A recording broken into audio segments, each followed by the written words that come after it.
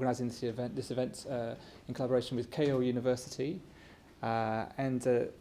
If you weren't here I did this session earlier in the dining room. I don't think the same people will come back for more, but this is the 6th year of the Experience Japan exhibition, and over the previous 5 years we've had more than 2,500 visitors to this exhibition, and this year we've had over 900 pre-registrants, and as you can see this room's packed, so it's great to see so many of you interested in finding out about work, study and research opportunities in Japan.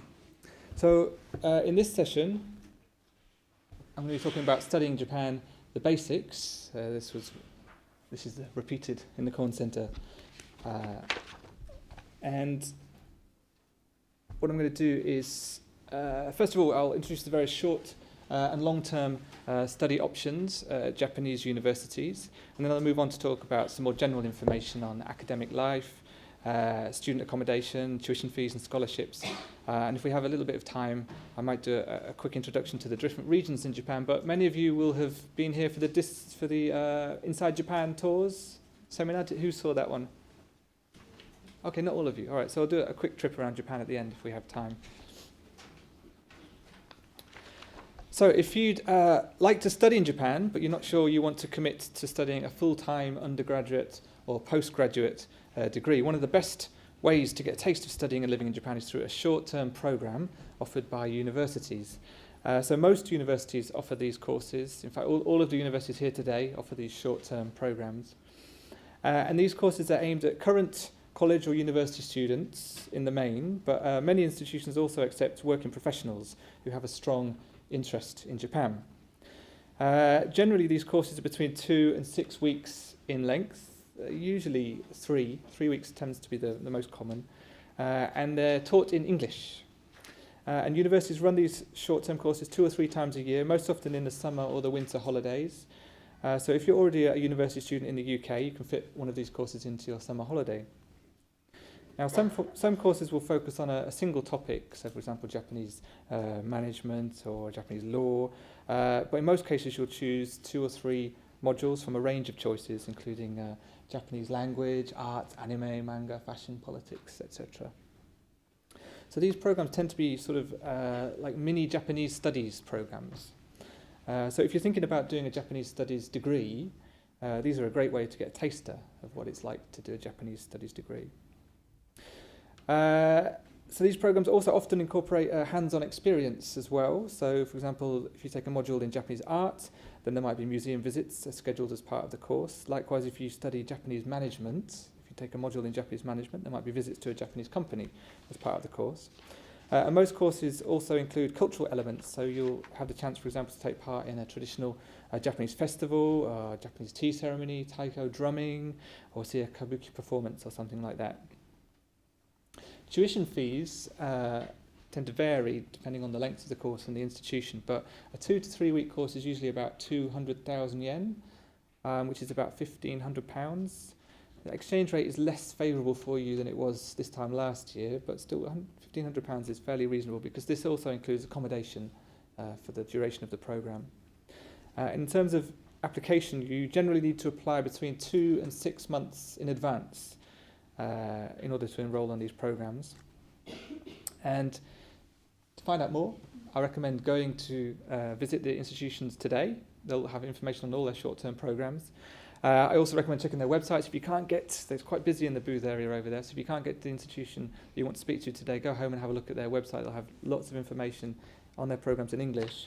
And also, the next session in this room is dedicated to short-term study opportunities in Japan. So we've got 4 of the participating universities are going to introduce their programs. So yeah, if you're interested, I do recommend staying around for that. Okay, other short and mid-term options open to you. Student exchange programs is one really good way of getting out to Japan. So if you're a university student here in the UK and your university has an inter-university exchange agreement with a Japanese institution, you can study at the partner institution as part of your degree program. So these programs are generally 1, 2 or 3 semesters in length. And in many cases, these programs are credit-bearing, meaning that the courses you study in Japan, you can take those credits back to the UK and it could be part of your final credit final degree here in the UK. And also these inter-university agreements often extend to tuition fees. So there'll be a tuition fee waiver in most cases at the partner institution in Japan, so you won't have to pay double tuition fees for the time that you're out in Japan. JASTO, the Japan Student Services Organization, this is a great place to find out lots about studying in Japan, but JASTO have a really generous scholarship program specifically for students who go out to Japan on student exchange programs, and they offer about 80,000 yen a month. I think for this year it was. So that's just under £600 to cover you while you're out here in Japan. I think that will cover your accommodation and have a little bit left over, I think. To find out more, go to the JASTO website. They've got all the information on their website for this program. Okay, so moving on to other short and mid-term options. So another way of getting out to Japan to study in Japan is to enroll in a Japanese studies degree here in the UK. So an undergraduate Japanese studies degree in the UK usually includes quite intensive Japanese language study. The intention is that after 4 years of the degrees, they're 4-year degrees, Japanese studies degrees. By the end of the 4-year program, you're supposed to be nearly fluent in Japanese. The aim is to have at least Japanese language proficiency test level N2. Some people will get N1 in 4 years. But a Japanese studies degree usually involves intensive study of the Japanese language, and then you can take selective modules in areas of your interest, so history, art, literature, culture, society, film, politics, etc. And there are a lot of universities in the UK that actually offer Japanese studies undergraduate degree programs and master's degree programs. There are about between 12 and 15, I think, that offer full-time undergraduate Japanese studies degrees, and you can get a list of these institutions at the Japan Foundation booth here today. So if you're interested in doing a Japanese studies degree, I really recommend going to the Japan Foundation booth and getting that list from them. But not just Japanese studies, also many universities in the UK offer Japanese or some Japan-related modules as electives. So if you want to do, for example, business in Japanese, there's a lot of institutions that offer that, or economics in Japanese, Spanish in Japanese. There are those options open to you as well. And if you are interested in doing a Japanese studies degree, I really recommend checking out this website, Discover Japanese Studies, which is all about introducing Japanese studies as a degree. This was put together by the British Association for Japanese Studies, and it's got information on studying Japan, learning the Japanese language, study abroad, so that's exchange, going through those exchange programs I talked about earlier, and also after university, how can you use your Japanese studies degree in your career? So there's lots of interviews on there with alumni who've done Japanese studies degrees and gone on to really successful careers, so I do recommend checking out this website. So I'd like to move on now to talk about long-term programs in Japan. So this is undergraduate, postgraduate degrees, full degrees taken in Japan. So generally in Japan, undergraduate degrees will take 4 years, and a master's degree is 2 years. And another key difference in Japan is that the academic year runs from April through to March. So if you're thinking about going straight into a course, perhaps a master's course in Japan, after you do an undergraduate course here in the UK, it's important to bear in mind that you might have a 6-month gap, September to April, before you can enrol in the program in Japan. But that said, most of these universities here today actually also have autumn intake as well. So depending on the university, you might be able to go straight into the degree in Japan after graduating here in the UK. Now, if you'd like to take a degree conducted entirely in Japanese, you'll need to have at least level N2 of the Japanese language proficiency test. And to get from 0 to N2, the Japanese language proficiency test has 5 levels. N5 is the lowest level, up to N1. And if you're going from 0 to N2, it usually takes, so it depends how hard you study, but about 2 years of full-time study to get from 0 to N2. If you have N2, most Japanese universities will accept you. Some will require N1. So to get from N2 to N1, again, it depends on how hard you study. But you can, maybe another 6 months full-time study, you can get to N1 6 months to a year. So you're going to have to factor in between 2 and 3 years for Japanese language study before you go out to Japan, if you want to do a degree in Japanese in Japan. But even if you don't speak a word of Japanese, there are still plenty of study options for you offered by Japanese universities. All of the universities here today offer full degree programs in undergraduate, postgraduate level in English. So you wouldn't need necessarily to speak a word of Japanese to enroll on these programs. You can take Japanese language modules on the side, and over the course of the degree you can improve your Japanese, but you don't need Japanese to enroll. And again, if you go to the JASO website, you can see a full list of all the undergraduate and all the postgraduate degrees offered throughout the whole country. So I think the latest count was there were about 70 undergraduate degrees offered throughout Japan that are taught entirely in English. And at postgrad level there's much more, there are about 300. And it's growing every year. There's a lot of government funding for introducing these programs taught entirely in English, so they're going up every year. And the courses are offered across the sciences and humanities. And scholarships, scholarships are pretty much the majority of international students studying in Japan will have some form of funding support from the institution. It might be tuition fee waiver for the whole course, and maybe 20% of the course, or it might be some a monthly stipend that can go towards your accommodation costs. But most international students have some form of support, so lots of scholarships out there for you.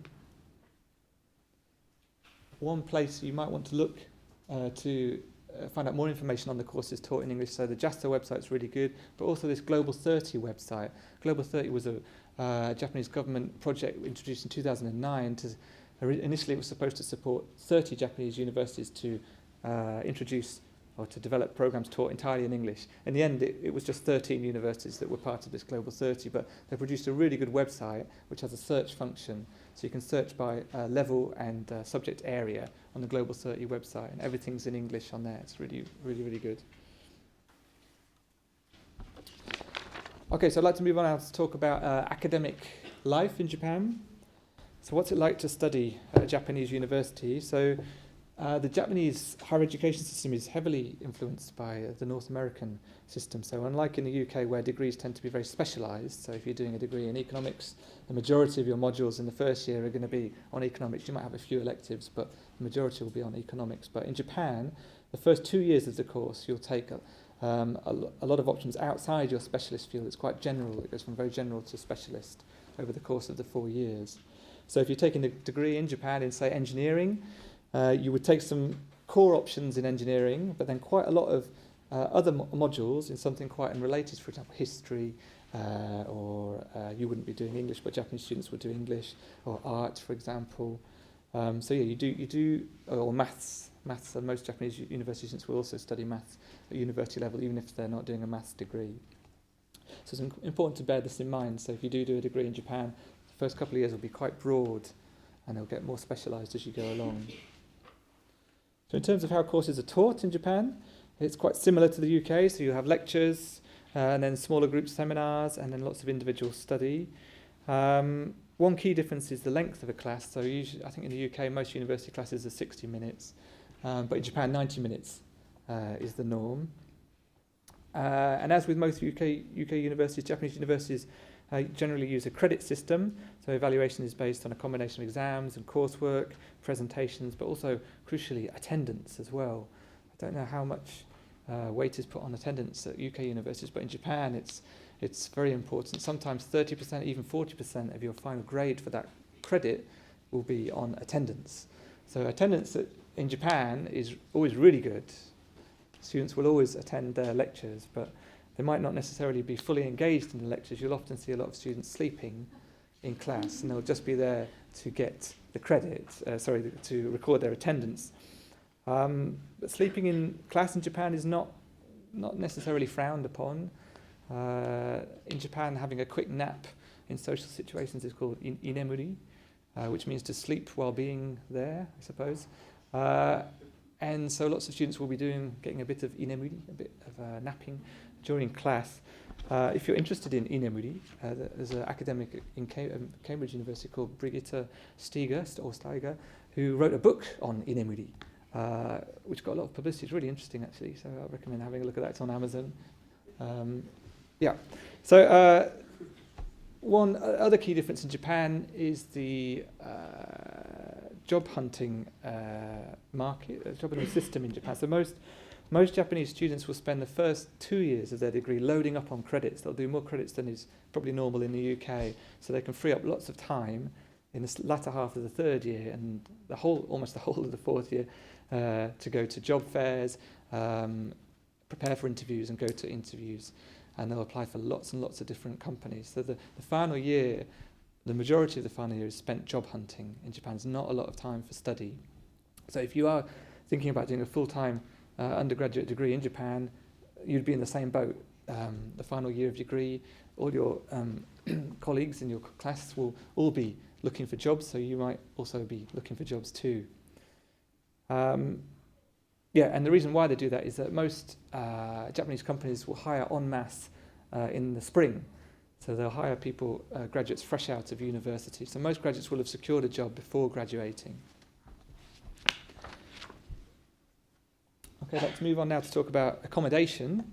So university accommodation in Japan is in most cases provided for international students for at least the first year of study. And this will be university-owned accommodation or private accommodation which is leased to the university. These tend to be fully furnished private rooms, often with a shared kitchen and a shared lounge space. As you can see in these photos, this is from Keio University. Now, if your university doesn't provide accommodation, they'll help you find an apartment by introducing trustworthy landlords. They'll have a list of landlords that they deal with. But renting private accommodation tends to be more complicated in Japan. You'll need a guarantor, which the university can usually be for you. But also the initial costs are quite high. In most cases, you'll have to pay 4 months' rent up front. So the first 2 months, so of those 4 months, the first are 2 months' rent, then you'll pay 1 month's deposit, and you might not necessarily get the whole deposit back when you leave. They often take out some of your deposit for cleaning. And the last month's rent is for key money, which is paid to the landlord, and this is basically a thank you. You're saying thank you for letting me stay in your apartment, and that doesn't come back. That's a gift. So initial costs can be very expensive when you're renting private accommodation in Japan, so it's important to bear that in mind. But another option, and one I really recommend, is share houses, as they're called in Japan. They've become really popular lately. So young people or students will live in share houses, so much as you do in the UK. But share houses in Japan, they've got quite big ones actually, so you might have up to 10 people living in a share house. And some of the, more recently, share houses tend to be this quite cool sort of minimalist architecture, quite interesting places to stay. And it's quite straightforward to get a place in a share house actually, because the contract is usually on a month-to-month basis, and you'll usually only have to pay maybe 2 months' rent up front. So it's not as much as an outlay as if you're living by yourself. Okay, so social life in Japan. I won't go into too much detail on this because later this afternoon in the dining room, which is the other seminar room downstairs, we have a session with three UK alumni of Japanese universities who've been out to Japan and studied in Japan, and they'll talk in more detail about social life as a student in Japan. But just to mention a couple of things, clubs and circles. So this is a big part of student life at universities in Japan. There are hundreds of clubs and circles, as there are in UK universities. I think at UK universities you call them societies, maybe. But in Japan they're called clubs and circles, and the key distinction between clubs and circles is that clubs tend to be more serious, quite strict. So if you're in a sports club, you'll be practicing pretty much every day, and on the weekends as well. You'll be expected to take part fully in these club activities, and you'll often be taking part in competitions, intercollegiate competitions. Circles are a bit more relaxed. They'll maybe meet up once or twice a week. If it's a sports circle, you'll probably practice once or twice a week. It wouldn't be so serious. And they have lots of nomikai. So a nomikai is a drinking party. Obviously a big part of student life in Japan too. But yeah, if you do study at a Japanese university, I really recommend joining clubs and circles. It's a great way of meeting people from all over the world and also practicing your Japanese in a more informal setting. Okay, tuition fees. So Japan has a lot of universities, much more than the UK. The UK we have about 130 universities, but in Japan they have over 700 universities. They have a lot. And they have three types: national, public and private. And about 80% of universities in Japan are private universities. National universities are run by the national government and public universities are run by the local government. And these are the average annual tuition fees at undergraduate level. So as you can see, private universities tend to be a bit more expensive, but even private universities are quite reasonable, I think, when you compare them to UK tuition fees and US tuition fees. And one thing to note is that tuition fees are the same in Japan for international students as well as Japanese students. So in the UK, if you're an international student studying in the UK, you're paying a lot more than £9,000 a year to study here. But in Japan, it's the same for international and home students. And these are the postgraduate tuition fees, the average. Again, quite reasonable, I think. But remember, it's 2-year degrees to do a master's in Japan. So obviously it's double this over 2 years. Okay, living costs. So you probably have the impression that Japan is a very expensive place to live, but it's not actually maybe as expensive as you think. So these are the results of a student survey on living costs, and they range from about 155,000 yen in Tokyo, about £1,100 a month. This includes accommodation. And then Hokkaido, the island in the north, Kyushu, the island in the south, maybe Tohoku, northern part of Honshu. These areas tend to be a bit cheaper to live in, and they're about 114,000 yen a month, so £840 a month on living costs, and the national average about £1,000 a month. But if you're a full-time student in Japan, you can supplement your income by doing a part-time job. You can work up to 28 hours a week as a student in Japan. And a lot of my friends that studied out in Japan got jobs in izakaya, which is a Japanese pub. So if you have some Japanese, you can work in an izakaya.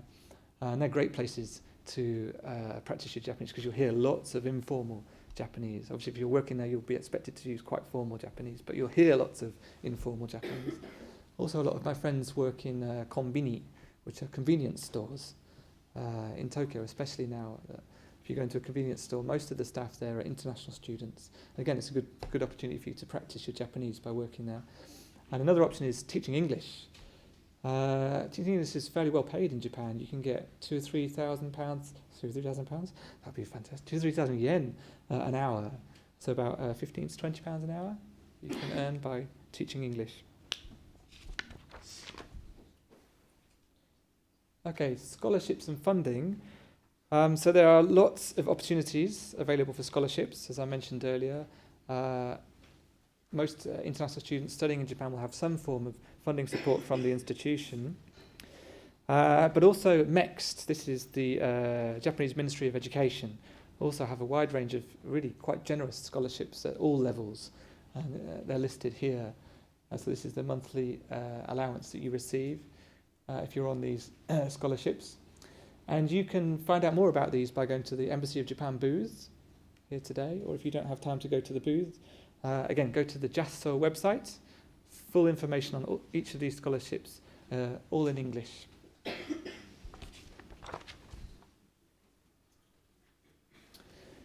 And also, three of the organisation funding bodies that are represented here today, JSPS, Daiwa Anglo-Japanese Foundation and the Japan Foundation, also offer various forms of scholarship or funding at different levels.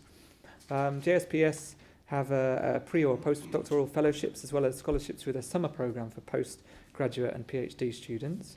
And the Daiwa Anglo-Japanese Foundation recently launched a new Japanese Studies scholarship, which covers university fees and provides an allowance of £1,000 a month for your course in the UK. But if you go out to Japan, you receive 260,000 yen a month. So really, really generous scholarship. So Daiwa are here today. I do recommend going to talk to Susan at the Daiwa booth if you're interested. And the Japan Foundation scholarships tend to be, Japan Foundation's grants tend to be focused more on early career scholars who are doing Japan-related research. So if you're doing a PhD in anything to do with Japan, I recommend going to the Japan Foundation booth to find out about the funding options they have for you to help you get out to Japan and do research in Japan. Okay, so just a few minutes left. So most of you will have been here for the Discover Japan session. So I won't go into too much detail, but this basically shows the country. Japan is quite a large country. The UK is about 2/3 the size of Japan, so Japan's bigger than the UK. It's about just a little bit smaller than California. And it's a very long country, so it's about 3,000 kilometers in length. So in the north, you've got Hokkaido, which has quite long, cold winters, but lots of fantastic powdered snow. It's a great place to go skiing or snowboarding. As is Tohoku, which is the northern part of Honshu, the main island. Then you've got obviously the metropolises of Tokyo and Osaka, which are quite different in character, quite proudly different from each other. And you go through to Kyushu, which is a beautiful island in the south. If you ever get to Kyushu, I really recommend Oita and Miyazaki, which is the eastern prefecture of Kyushu. Really, really beautiful.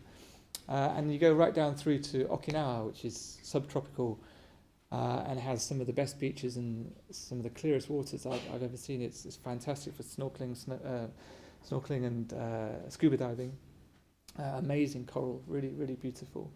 But I first went out to Japan on the JET program, and I lived in Tohoku in Yamagata, which has lots of snow. So much snow, in fact, in the winter I had to shovel my way out of my apartment every morning just to get out. And they had a weird rule on the JET program where I wasn't allowed to drive my car on weekdays, so I could only drive at weekends. So in the winter, my car would disappear under snow, and I would have to try and find it and shovel it out from the snow just to drive my car. But yeah, it was a fantastic experience, and I worked at a junior high school and a senior high school teaching English. And as part of their curriculum in the winter, they have ski lessons. So in the UK, we might have swimming lessons. In Japan, or in Yamagata, every Wednesday afternoon, we went skiing for 4 hours. It was fantastic. I had a really great time.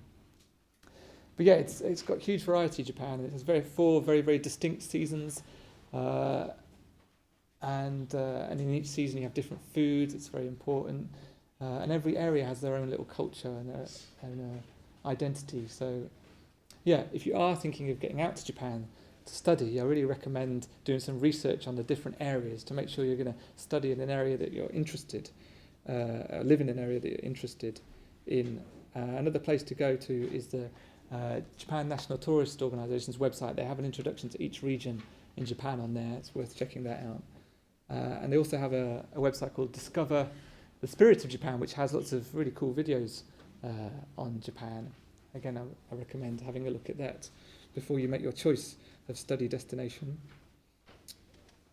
And you've just listened to that one. But as I mentioned a couple of times, the best places to go to get all the information you need about studying Japan are these two websites. So the JASO, Japan Student Services Organization Gateway to Study in Japan website, and also the Japanese Government Study in Japan Comprehensive Guide website. So on here you've got everything you need to know about studying Japan, including information on visas and how to apply for courses in Japan.